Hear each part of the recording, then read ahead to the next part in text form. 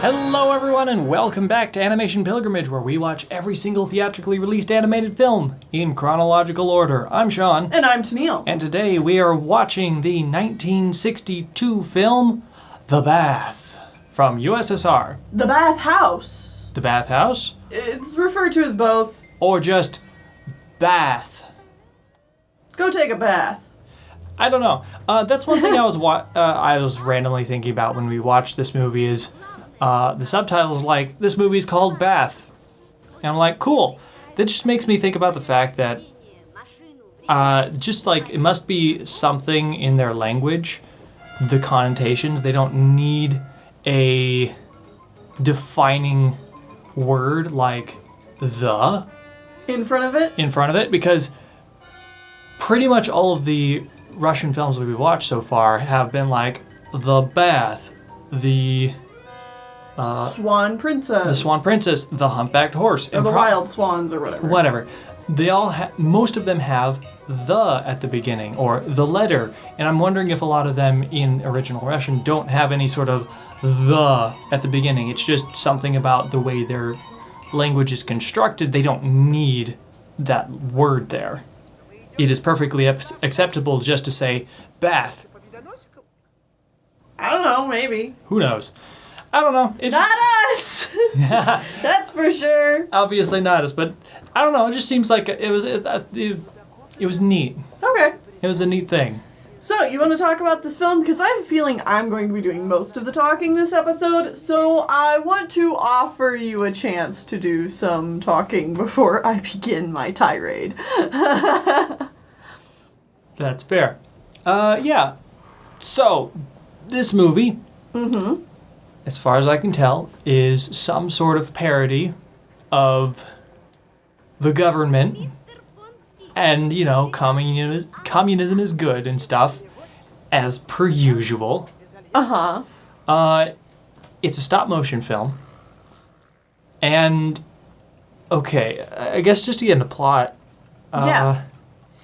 we have a couple of young inventor guys that want to patent a time machine. And the government facility or whatever that they're trying to get it through is like, nah, come back later. We'll worry about it later and yada, yada, yada. Right. They keep getting pushed to the side. And eventually gets denied later in the movie, just showing that, like, government systems are garbage and stuff like that. So they make it anyways. Additionally, there is a British guy here that has a translator, and he's just kind of like this weird doddering fool, and he finds out about the time machine, and he's willing to throw lots of money at it, and also maybe steal their invention and take it back to their country and stuff. I'm not really sure what was going on here, but the machine gets funded, I think. There's also an artist guy that exists. And there's the government official who's in charge of everything, and he sounds like a crazy man. But also setting all... Like, it's obvious that they're parodying something through a lot of these characters, but I personally don't understand or know any of what they're parodying here. But they're very clearly making fun of a lot of these people because they're set up to spout stupid and silly and ridiculous demands and stuff like that. And then in the middle of the movie stops, the creator comes out and says, oh no, the government guy wants to watch our film and make sure it's okay. So then all of the people that they're making fun of that are essentially everybody that is in control of the working class, come and sit down and watch the movie and like, what are you saying here? You're like making fun of my whatever? And he's like, no, sir, of course, we're doing this and stuff. He's like, I don't like that. You're going to have to change this, this, and this, and this. And I'm like, okay, I get this parody because we've watched enough of these movies that we know that the government was heavily involved with censoring a lot of movies and saying, you can't have these messages, you have to change these things, and stuff like that. So I got that part of it. Yeah, that part was very clear to me as well. I feel like on a general whole, I followed this movie a little bit better than you did. Okay. Maybe, but also, after the movie was done, I had a very long conversation with Redway 2, who provided us with this movie. Thank you yet again for giving us another Russian film we otherwise would not have gotten a hold of. Mm-hmm. And also giving us the ludicrous amounts of information that I'm sure you're going to dump on me.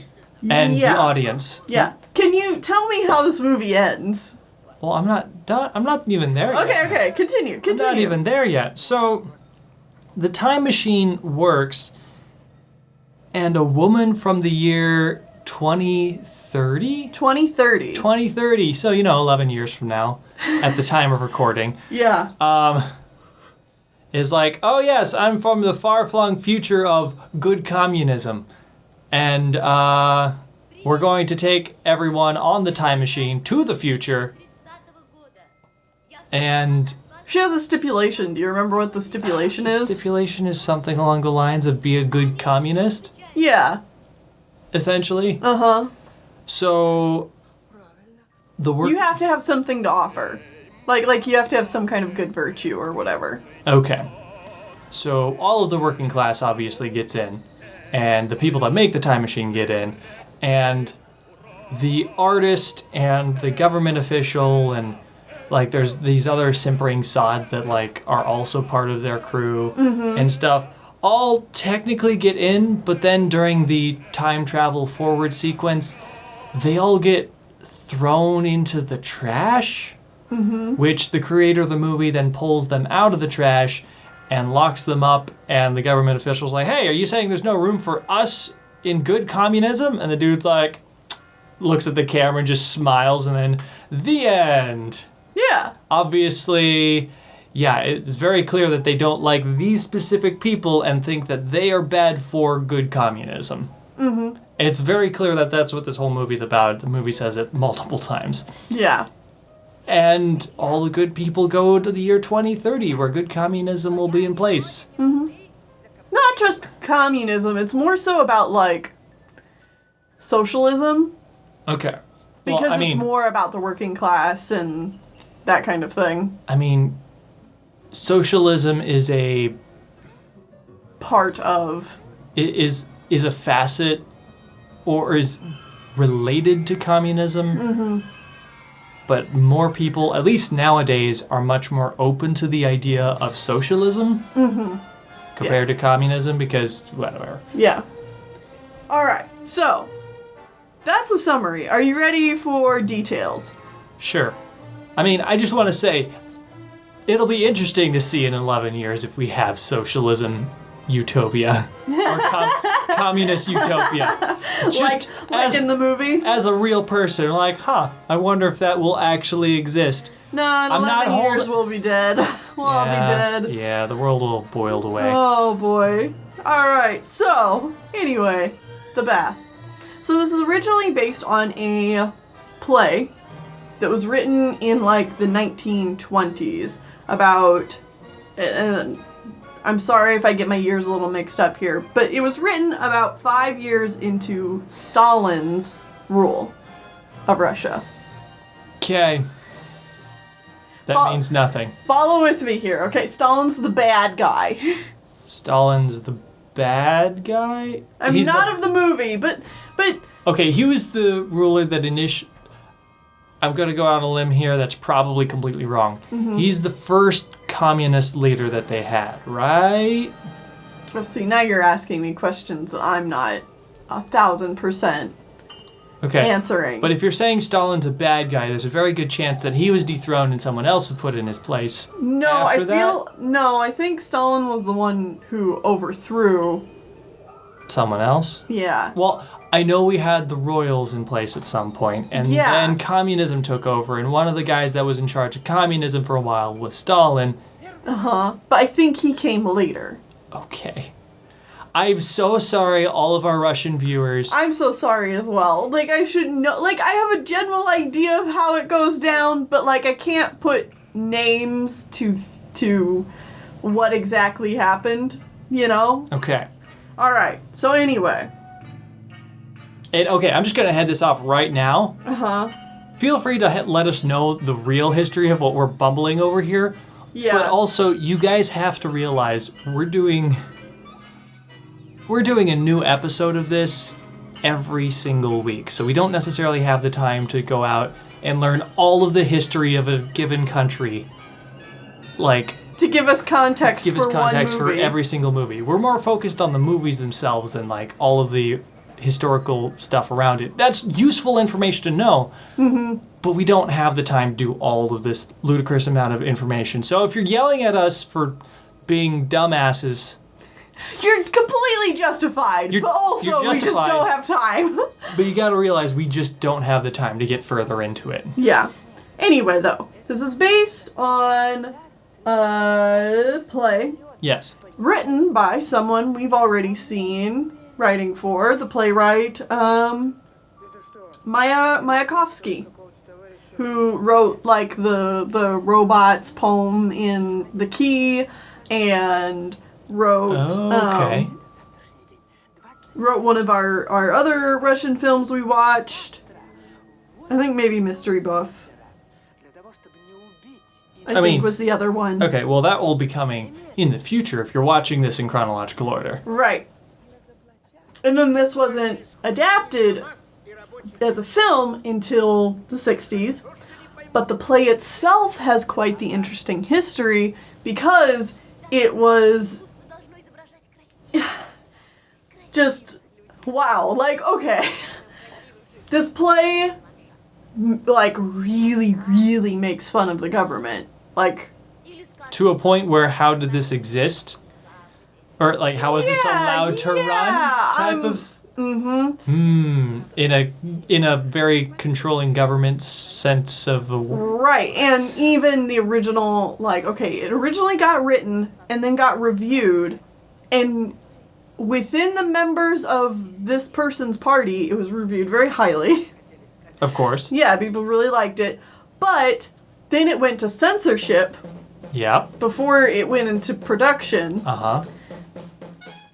And a lot changed, and a lot was, like, not okay. And it was also one of those plays that constantly changed, like, every single time it was performed. Oh, to make fun of the new thing that happened. I think it was just more so, like, how this writer went about doing things. Like they liked a changing, ever-growing kind of thing. Nothing was ever really set in stone. Well, that's neat. This play aired, and it was a bomb. Like, people didn't laugh. People didn't react. It was stone cold silence in the theater. Oh. It played for like a year, half a year, and then this guy, this playwright, mysteriously committed suicide. Ah, yes, definitely committed suicide. I don't know. I don't have... There's enough context here that's like, that's really weird and strange and this is awful.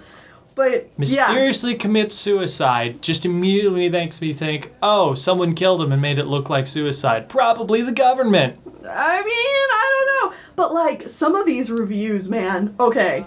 For this original play, I gotta... Okay. Critical reception.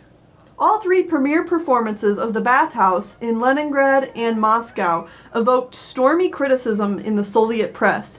According to... So sorry about mispronouncing these names.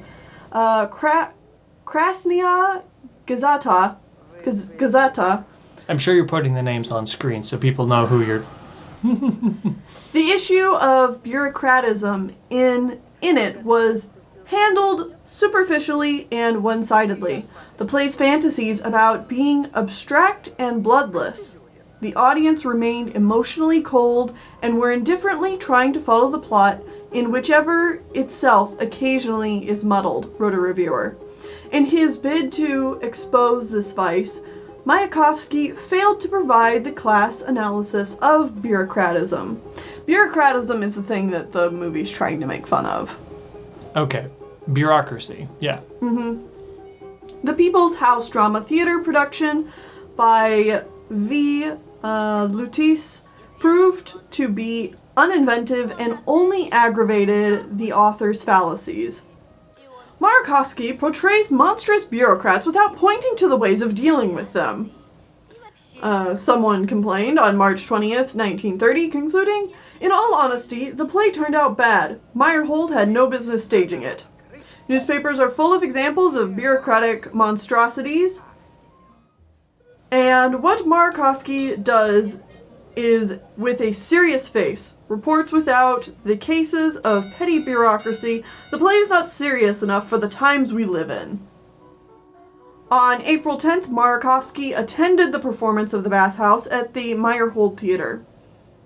Critic Alexander Faralsky remembered, "He stood looking morbid and smoked, leaning against the doorpost. To cheer him up, I started speaking about Pop Davovsky's article in Prava, which, written by the Culture Department's chief, reflected the position of the newspaper, thus probably putting an end to this anti-Bathhouse campaign." This play was so widely hated, there was an entire anti-Bathhouse campaign against it. Wow.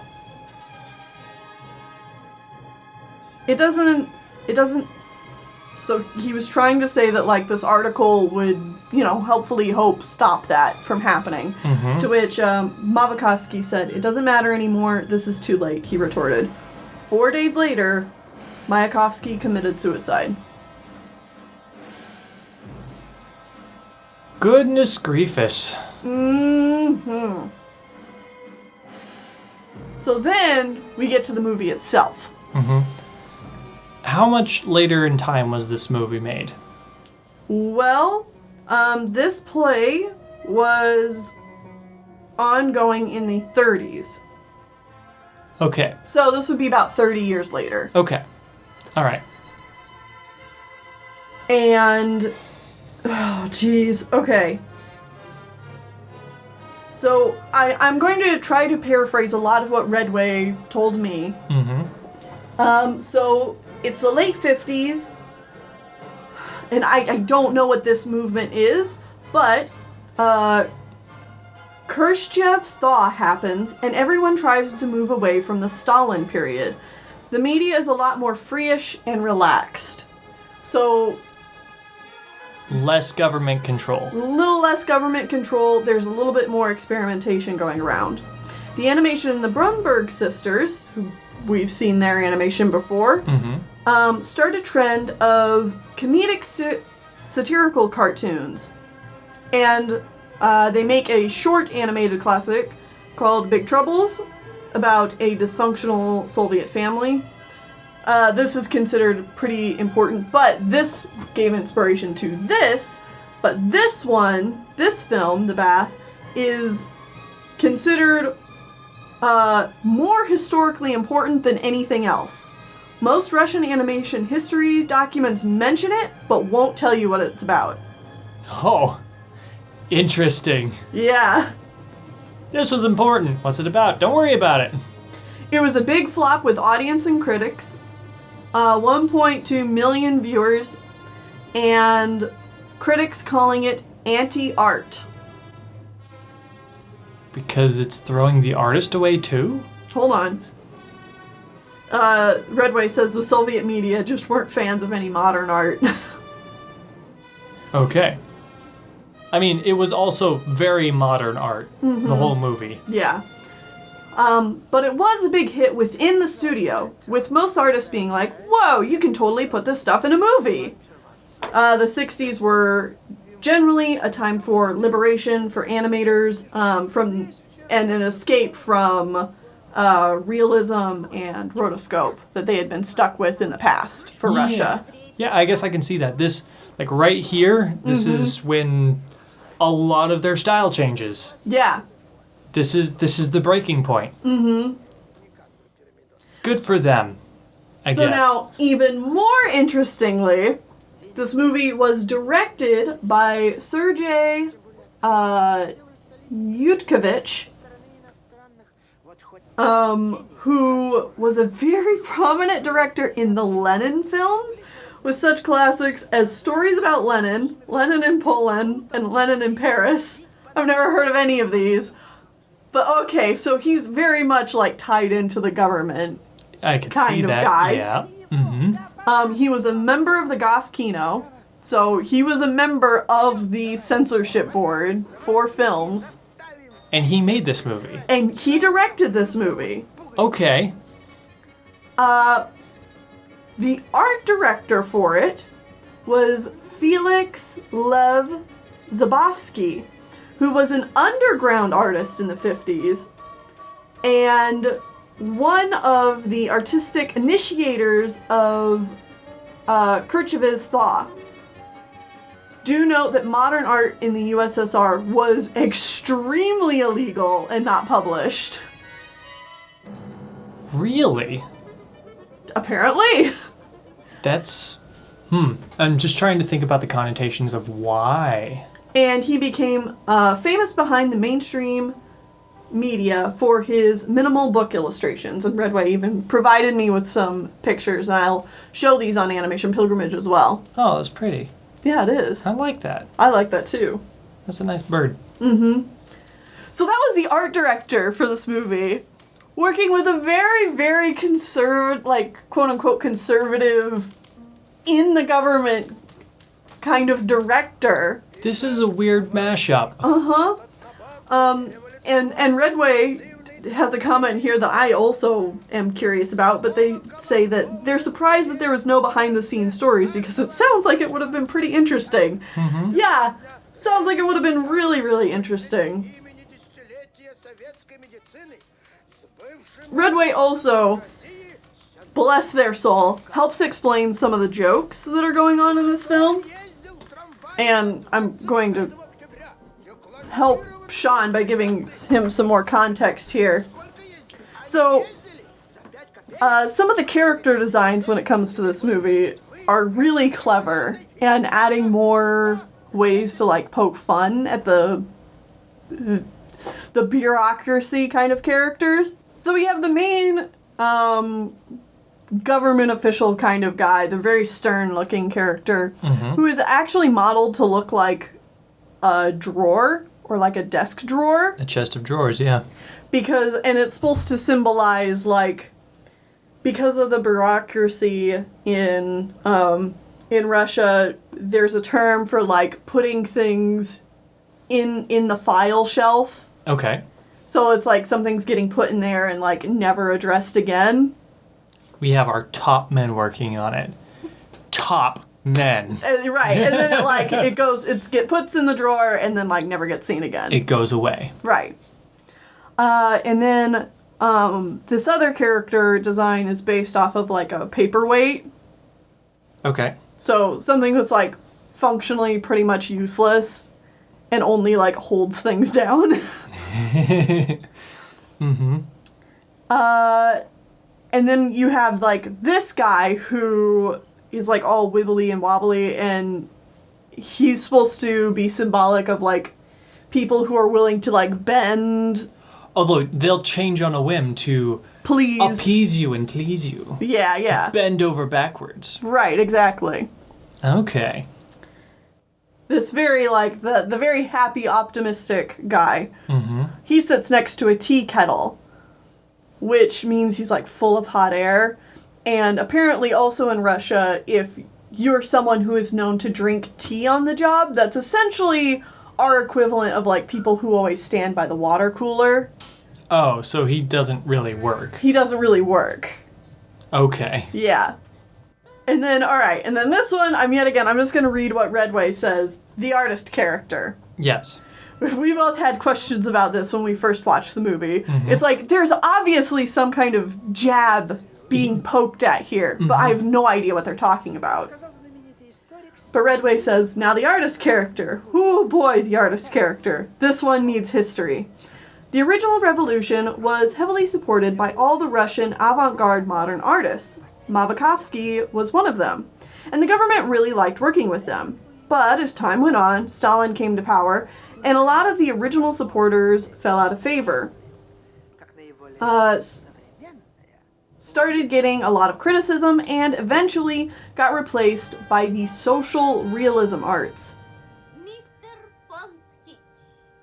So the joke about this guy is that a realistic artist is ironically distorting the reality even harder than any abstract artist. Okay. Because the movie claims that they are a painter of portraits, battle scenes, and photographic realism. Photographic realism. But in the movie, this guy is still drawing in a very abstract style because the mainstream Soviet media was still anti-modern art. So so they gave him the art style that they don't like. Mm-hmm. Even though the rest of the movie is also in that style. Yeah. And so now we can see that, like, they're making fun of, like, a very specific kind of art movement. Okay. All right. It's also interesting to note that this movie is actually supposed to be 2 hours long. Oh, we got half of that. Yeah, we got like a 45, 50-minute movie here. So Redway says that the original is 2 hours, and this film is basically 40 minutes, so there's a lot of things cut. There's a whole punchline of the streetcar monologue, where it's the, like, very bureaucratic guy talking to the working class. Mm-hmm. And his final line of, "We will ride with all Soviet conveniences in a red streetcar." The joke is that it's just not convenient at all. It's the same old crappy streetcar except colored red. So there was a lot of jokes like this around Spattered. this time where it was like, we did a new thing. It's exactly the same as the old thing, except now in a different color. I love it. Yeah. And Redway says it was really ballsy of them to keep the whole censoring committee scene, because even when the play became unbanned, most productions still left it out. Interesting. So, some of it is still relatable, like the term petrified West or rotten West is being used by the Russian mainstream news media to this day. Okay. Because there's a part where they say, like, you'll have to rewrite that part, or, for instance, how the new struggle against the old way of life is being waged in the purified West. Or in the petrified West, sorry. So, like, that's something that's still relevant in Russia today. Okay.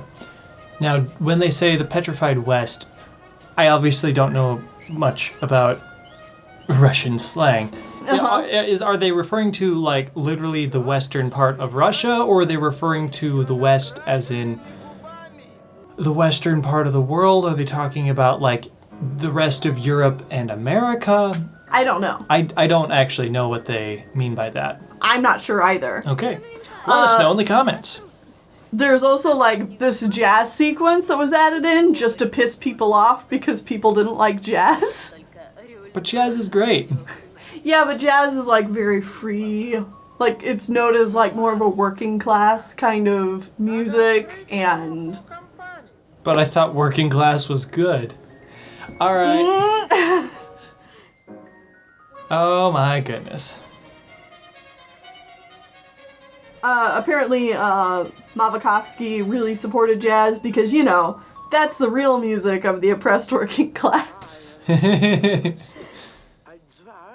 So, and then, of course, the whole final segment was kind of like an add-on to the original movie to, like, conclude it, because there used to be a whole lot more to the movie to make it the 2 hours long. Mm-hmm. The female characters used to have, like, bigger roles, and they actually had, like, a kind of feminist part in it, where it's like they were talking about stuff, who knows, but stuff.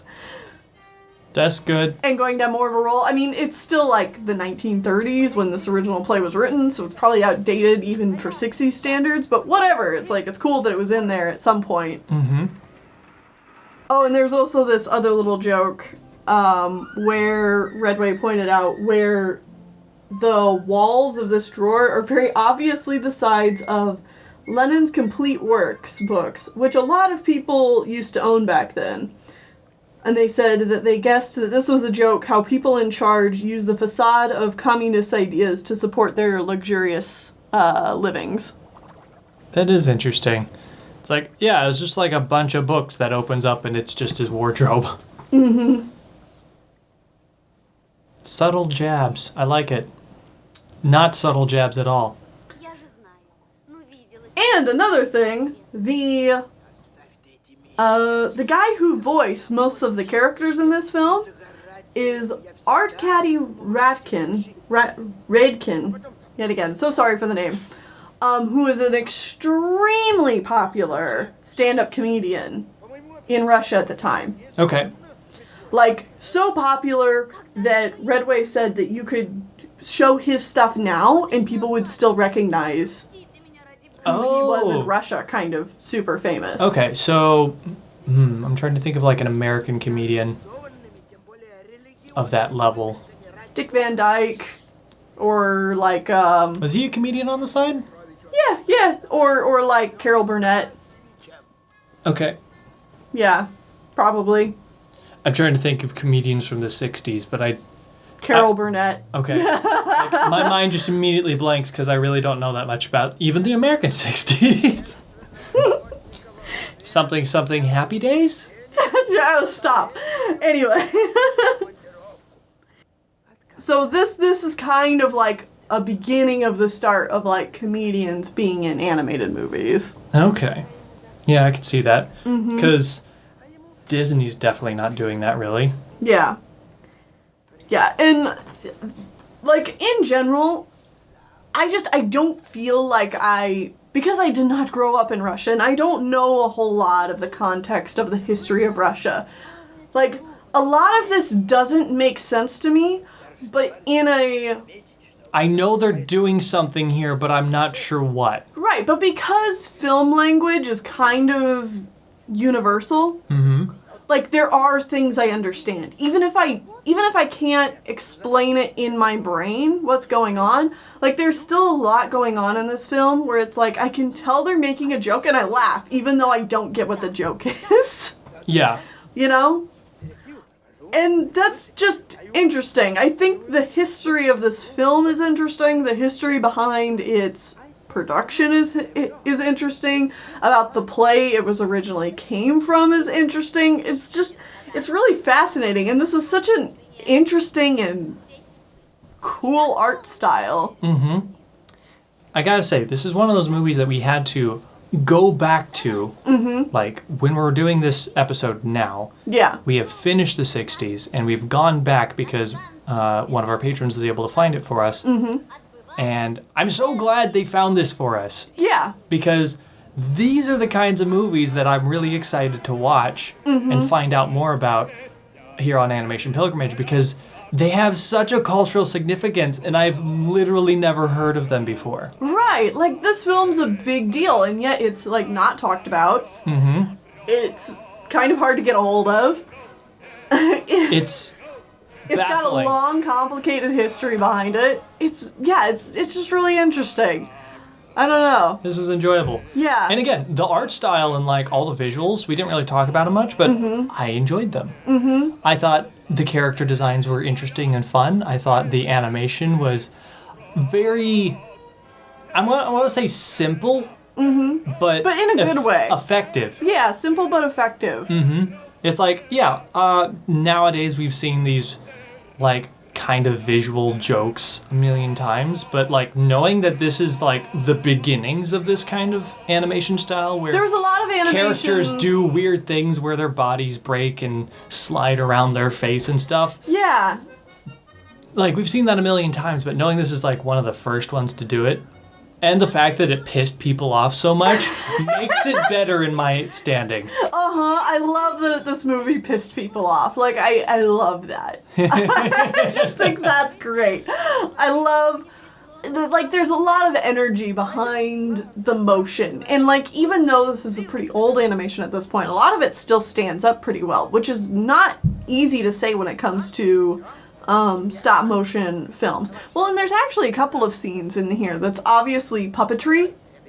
Yes. Like, there's where they're some doing puppetry to do some, like, smoke effects and stuff. And that's cool. I like the cross... Mm-hmm. The crossing the streams. And I mean, there's also some, like, smaller segments of traditional animation in here as well. Mm-hmm. It's just, like, it's a good combination of all the stuff. Yeah. I would definitely check this film out. If you can find it. If you can find it.